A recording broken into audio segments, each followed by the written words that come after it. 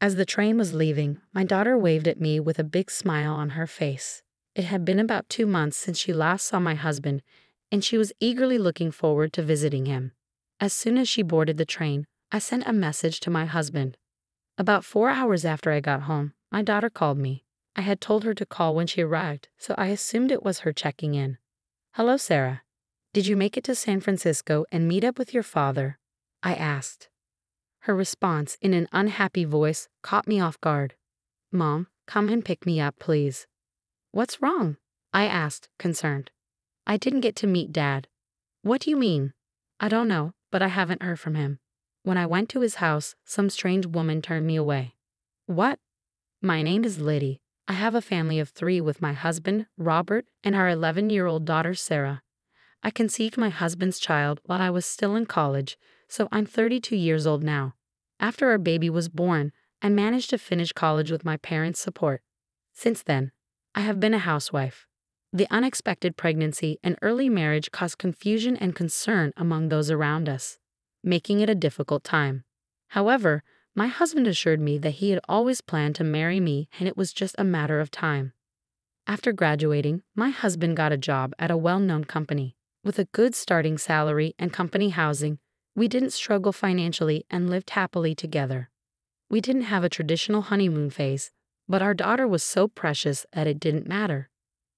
My husband adored her and always took care of her on weekends, allowing me to relax and spend time with friends. Life was good, and I had no complaints. Time flew by, and soon our daughter started elementary school. By then, my husband had been working for the same company for about 7 years and had been promoted. Although he had more responsibilities and came home later, we still enjoyed family road trips on weekends and created many happy memories. I believed these joyful times would continue for a long time. However, one day, my husband's company decided to transfer him. Despite having a family, our daughter was already 11 years old, and he could no longer refuse the transfer due to her age. Moreover, this new assignment was crucial for his career, and his future promotions depended on it. Since the company had many replacements for him, this relocation was unavoidable for his advancement. With our daughter soon entering junior high and high school and the expenses that come with it, I had to support his transfer for his career growth. The assignment was supposed to last about 6 months, which seemed manageable. However, my daughter was worried about being away from her father. My husband reassured her that he would call every day and visit on weekends to keep her from feeling lonely. Even though she was sad about not seeing her dad as often, my daughter accepted it. We saw him off with smiles, and a few days later, he called us on video, spending a lot of time talking with our daughter. He made sure to call before she even missed him, leaving me to wonder which one of them was the child. Seeing my husband and daughter talking on the phone is so heartwarming. I could tell they were getting along well with each other. On the first weekend, he was too busy to come home, but the next week, he made time and came back on a Friday.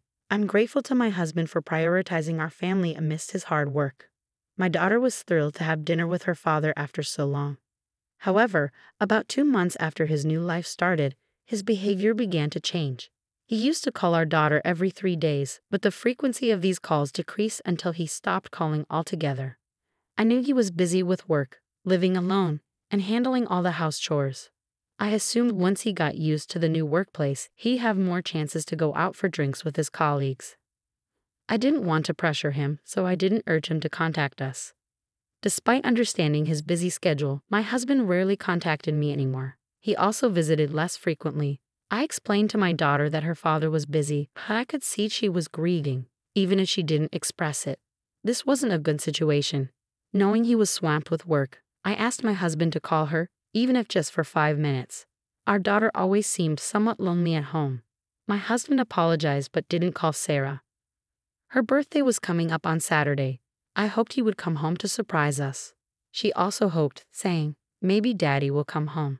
But on her birthday, my husband didn't come home, nor did he call to wish her a happy birthday. My daughter was deeply disappointed. Furious, I called my husband several times and left messages. Lately, he hadn't been picking up my calls or returning them. After about the 5th call, he finally answered. "What's wrong?" "You've been calling a lot," he said. "What are you doing? It was Sarah's birthday today. It's Saturday and you didn't come home or even call to wish her a happy birthday." Oh, I'm sorry. I'm really sorry about that. Sarah hadn't seen you in a long time. She was expecting you for her birthday. Tell her I'm really sorry and that I wish her a happy birthday. No matter what I said, he just apologized. Frustrated, I hung up. As I did, my anger flared up again. I sent him a message. Please think about your daughter and take better care of her. You may be busy, but you are being too disrespectful. His only response was, I understand. I'm sorry. There was no improvement after that. Another month passed, and my daughter went on summer vacation. She told me that if her father couldn't come, she would go to meet him. She had been saying this every day since summer vacation started. I decided to take the opportunity and let her visit my husband alone. She was enthusiastic about experiencing something new. We live in Los Angeles, and my husband is currently in San Francisco. She could get there by train. I would drive her to the station and my husband would pick her up at the other end. My husband agreed to the plan. Now my daughter could finally see her father for the first time in a long while.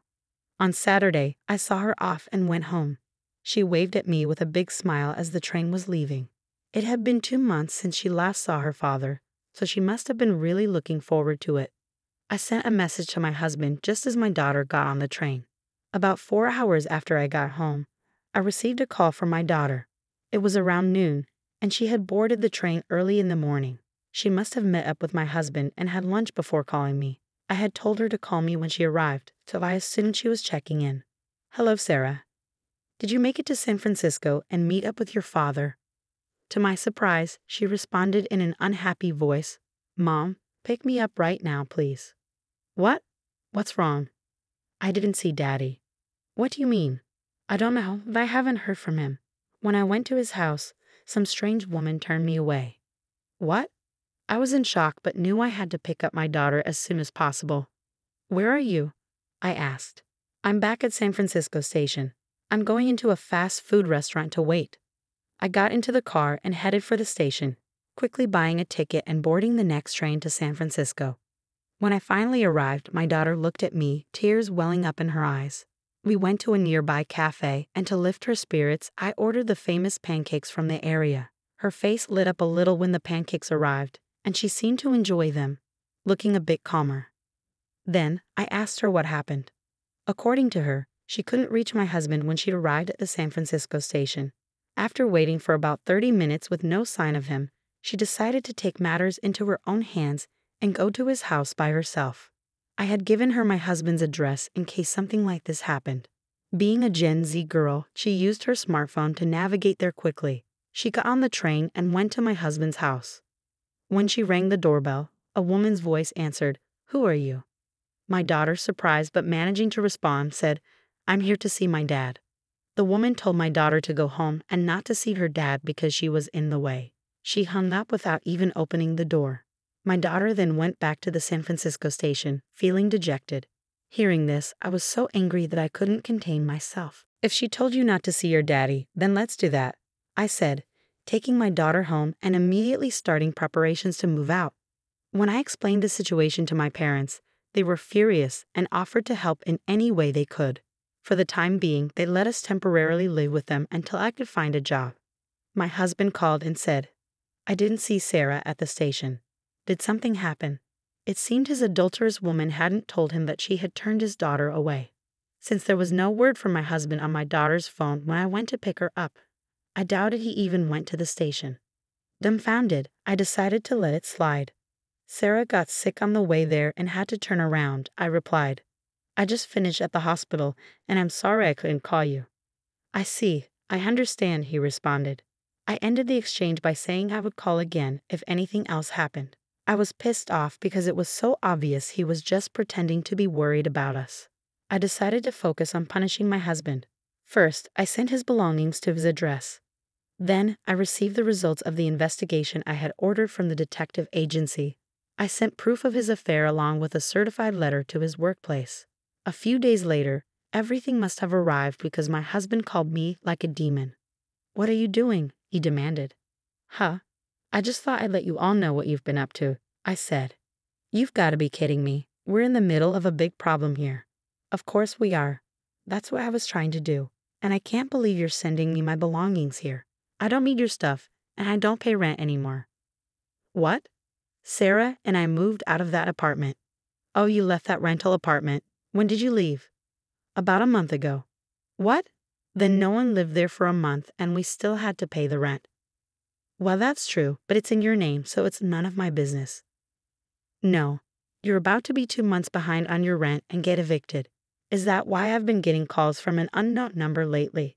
We'll be in trouble if we lose that apartment. Why don't you just continue to live in San Francisco? You sent a certified letter to the company. I'm in big trouble because they found out about my affair. They're going to call a replacement from headquarters and move me back to Los Angeles. If you send me all this stuff, it will be hard for me to go back to Los Angeles, especially without a home there. I almost laughed because the plan worked better than I had anticipated. But then I calmed myself and said, you've hurt Sarah and me so much that you're going to have to pay the price. And it's not over yet. I'm going to demand a divorce, alimony, and child support. Oh no, let's just go through the lawyers and get this over with, I said, hanging up the phone. After that, I hired a lawyer, and everything proceeded as I had declared. The divorce was finalized without incident, and alimony was claimed against my ex-husband and his mistress. I also asked for child support from my ex-husband. The unprecedented incident of my husband returning from a transfer because of his affair made him the target of laughter within the company. Female employees gave him mean looks, and he could no longer expect a promotion. But he couldn't quit because he had to pay alimony and child support. He must feel ashamed of himself. My daughter became disillusioned with her father, and when he apologized and said he wanted to see her, she refused. He really deserved it. I was able to find a job, and my daughter and I now live happily together in an apartment. I'm working hard to support her and watch her grow up.